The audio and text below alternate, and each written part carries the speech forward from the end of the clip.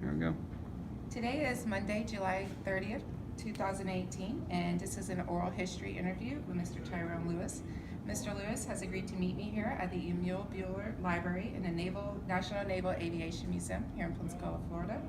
Mr. Lewis is a tour guide at the museum and a Vietnam veteran. My name is Aaliyah Kinsler, and I am going to be the interviewer. The purpose of this interview is to fulfill the requirements of an assignment for my Korean and Vietnam War history course at Liberty University. Thank you very much for meeting me here, and thank you for your service. Can you tell me a little bit about your military background, specifically how you came to enter the service and what was your rate? I started in 1967. Graduated from the University of Texas in Austin. Went to the Marine Corps in a program called Officer Candidate School. Some people call them 90-day wonders. Went to OCS for 3 months. Yes. Get commissioned, second lieutenant. And when I was commissioned, they sent me to Pensacola. I had what is known as an aviation contract. And I was guaranteed to go to flight school once I passed all the tests, physical and the academic tests. So I came in with what is known as an aviation contract. I got my commission in June of 1967, came to Pensacola in July 67 and started flight training. By 1968 September, I had completed the flight training and was designated a helicopter pilot. Went to New River, as I was telling you before. That was my first duty station. Transitioning to the CH-46 tandem rotor helicopter. We call them tandem rotor trap killers. CH-46 was the primary Marine Corps transport helicopter. It's remained that way for 50 years. That's a long time for a helicopter. Yeah. So anyway, I went to New River in 1968, transitioned to CH-46s, and by January 1969, I was in Vietnam. Wow. That fast. Wow. And can you tell me, January 1969, where did you enter Vietnam? Went to Vietnam in a place called Da Nang.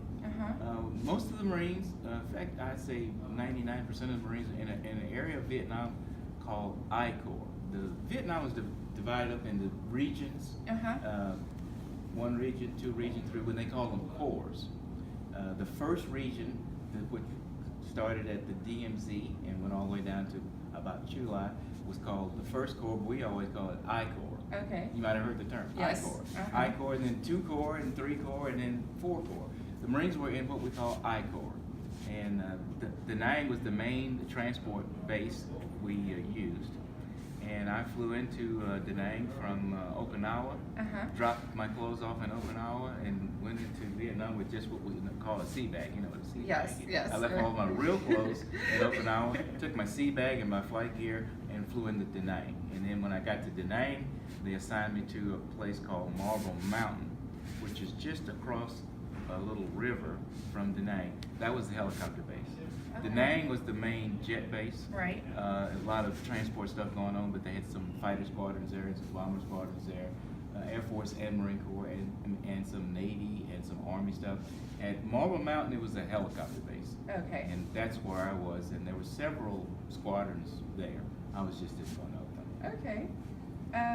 What did you understand to be your mission in Vietnam? All Marine Corps pilot missions, wherever they are to support the grunts. Okay. That's the long and short of it. That's okay. I mean, so everything we did was in support of the grunts. As a primary transport helicopter pilot, my job was to do troop insert. Of course, if they were wounded or dead, we brought them out. They reversed the thing. Resupply. Once they were in the field, we took the water, the food, whatever they needed to resupply. And then after an operation was over, we withdrew them from the theater of operation. That was the primary thing. And then the other thing was medevac. Okay. Lots of medevac. You heard that term. Lots of medevac. That was another primary mission. And then we did what we call recon inserts. That's the real dangerous stuff where we flew into where there were no friendlies. Right. And we would take recon teams out into the areas where they wanted to find where the enemy troops were. And we would take recon teams out and drop them off in these places. That was real dangerous stuff. And then the small part of it was what we call admin. We would take people around, needed to go someplace. For example, Norman Vincent Peale would come over and want to go visit the troops, or Bob Hope would come over and want to go take his road show. Right. And we take the Bob Hope show and all the dancers and all those USO people out into the field, and they put on their little show. So that was admin stuff. There Right. was no hostile fire Yeah. associated with that. So that was the primary thing. And that's the primary job of a medium lift helicopter pilot. It's just basically those four things. Okay. And I spent the whole year doing that. That was what it was. Can you tell me about a couple of your most memorable experiences? Well, they're all. Yeah, I can imagine. Yeah, a whole year worth of memories. Well, I guess, let's see. I guess the first memorable experience I had, the first time I got actually shot at. Yeah. And you don't forget that. I had, when new guys go to squadron, they try to break them in and doing the admin stuff. Right. So they can learn the lay of the land and not be under duress from enemy fire and all that. So they gave me 2 or 3 milk runs. I was a co-pilot, by the way. Started out as a co-pilot. Okay. And so I had a few milk runs where I would take some general needed to go someplace. Right. Or some news people wanted to go someplace. And so I had 2 or 3 of those. And so I said, this is not so bad. I mean, I can Get a do little this. I comfortable. can do this, you know? So then they said, okay, we're gonna get to the good stuff now. So they sent me out on the first medevac. And the medevac package in the Marine Corps consisted of, they would send 2 CH-46s out, and they would send 2 what we call gunships for cover with them. 2 CH-46s and 2 gunships would go do the medevac. And the lead CH-46 would actually do the medevac, and I was in the chase. And that's the way they do it. They kind of ease you into this thing. Okay. So the lead helicopter goes in, picks up the medevac, and the chase guy just kind of circles above, and if something goes wrong. And I said, well, this is not so bad. I mean, I'm up here 3,000 feet, you know, going around. This guy's down there getting shot at. And then all of a sudden, though, the lead aircraft takes a little too much fire, and they develop trouble. They come out of the zone, and they said, we left the medevac. So, because the helicopter's going down. And so they want to get it out of the zone before it ended up permanently in the zone. Right. They said, okay, the chase, it's your turn. So down to this thing we go, and it's the first time, I mean, I'm seeing, you can't see the people who are shooting at you, because you're in the woods, but you can see what they call muzzle flashes. When you fire a weapon, a flash comes out, and I'm looking in this tree line, and there's 15 or 20 muzzle flashes. I said, oh. And the gun with the CH-46 has 250 caliber machine guns for protection, and the gunner and I'm just sitting there because the commander's flying the thing. I'm just sitting there. You know, just sitting there. And, the gunner, he's telling the gunner, he said, on the right-hand side, holds him down. And the gunner's got this 50 caliber machine gun, and he's trying to make these flashing lights go out. And I'm just sitting there, and the pilot's, he's got his controls on the hands on the controls. Other gunners on the other side shooting. The gunships are shooting. And I'm saying, oh, this is great. Anyway, I'm just waiting. I'm saying, well, I wonder if I'm going to get out of this thing. Right. I mean, I'm sitting there looking at these muzzle flashes. And, you know, and every now and then one of them would hit the helicopter, and you go like that. And I thought, oh, this is really not going to be that great. I'm 3 weeks into this thing. I'm not going to even make 4 weeks. Finally, we get the medevac on board, and we lift out. And of course, my heart is just beating. I mean, it's almost in my mouth. Right. And so the aircraft commander says, okay, you got it. He's taking a break. And I said, what do you mean? He said, you take us back to base.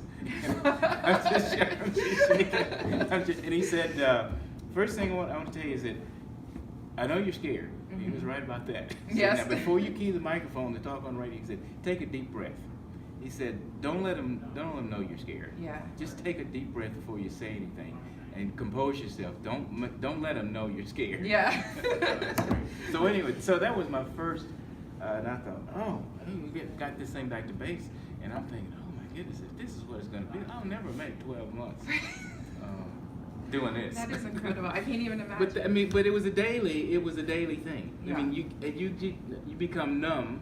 Do you? To it, because it just becomes part of your life. Part of your job, You don't ever not become afraid. Right. But you just learn to adapt to the environment and not worry about it. That's Because if you incredible. do, you won't be able to do your job. Right. You'll always be worried about getting shot or getting killed or something like that.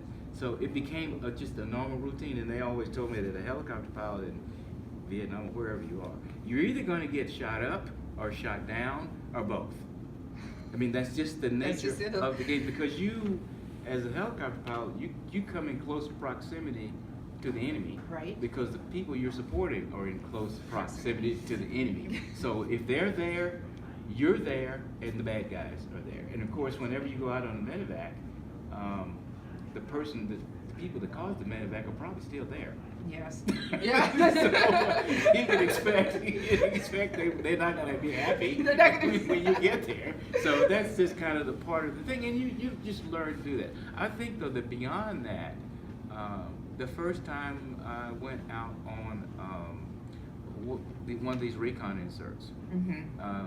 that was a terrifying thing, Yes. because not only were you anticipating getting shot at, which is always the case, Right. but you were going to be getting shot at in an area where there were no friendlies, and if you went down, That's right. you're going to be in very serious trouble. Right. Because you're definitely in enemy territory, and there are no friendlies. And so these recon people, we went to brief this particular mission. You asked about the scary thing. Went to brief the particular mission, and they told us, okay, we think there's a battalion of NVA operating in this area here. Mhm. We're not too sure, but we want to go find them. I said, why don't you just drop a few bombs on them? And maybe you could just get them all. No, they want to find exactly where they were. So these recon teams, composed of 8 grunts, Uh-huh. and they all showed up for the brief in what we call stable gear. They wear harnesses, Uh-huh. so that if things go bad, we can drop a cable down, and they can just hook their harness onto this thing, and we pull them out like fish Wow. on a fish line. And they wear this thing because when they come out of these zones, sometimes it's like what we call a hot extraction or contested extraction. Uh-huh. So I'm sitting here getting this brief, and this guy says, okay, we want to go to this place, and we think the battalion is around in here. We want to drop about 3 clicks away from the battalion, and we're going to work our way into the battalion and see if we can find them. So this is great. So against two CH-46s, 2 gunships, and we had some F-4s above us for cover. I said, this is not shaping up to be a really good, this is not shaping up to be a good day. Anyway, so we go out there and find the place where they wanted to go. We land in this zone, because you got to find a clearing big enough to hold the helicopter. So Right. we land in the zone, and and our routine was to land in the zone, drop the ramp, wait a few minutes, 10, 15 seconds, see if anything happens. Nothing happens, okay, let the grunts get off. Because maybe if there's somebody in the woods and they want to start shooting. So wait to see if they're going to start shooting. Okay, nothing happened, grunts